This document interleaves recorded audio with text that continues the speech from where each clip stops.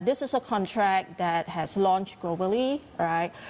It's the first of its kind, and I think that it makes a big difference, especially when you said that Martin, you mentioned that the nickel class 1 product. What's the difference, right? So one of the things that is very different for the Abaxx product is it bypass the network of warehouse that is really needed for the delivery, right? As like the class 1 nickel sulphate, class 1 nickels. And then basically the mechanism here is direct, as you mentioned. 3 is directly from the seller to the buyer. So it really streamlined the whole delivery mechanism, right? Like it basically bypass warehousing, storage costs, as well as faster delivery to the buyers to the seller.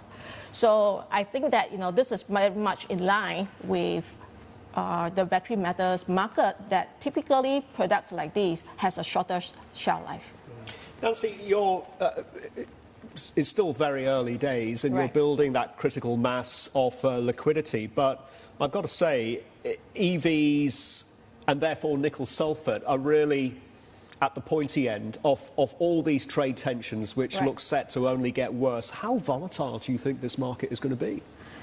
Yeah, listen, like all commodities, it will be volatile, right? There's a lot of uncertainties in the market, with the changes in terms of trade policy that is coming up potentially, right? These are the things that, that's precisely why the industry leaders is saying that we need another new benchmark. They can't trade as well as they actually can't manage their risk with like super big volatility, a benchmark that doesn't really reflect what they needed in the physical market, right?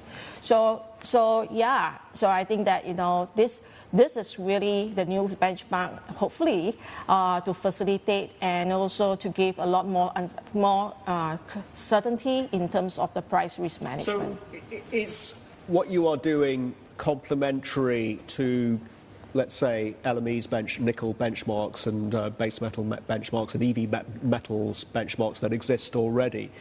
Or are you looking to compete with them and take away their market share? Yeah, listen, it's here basically needed by the industry to complement what is already in the market, right?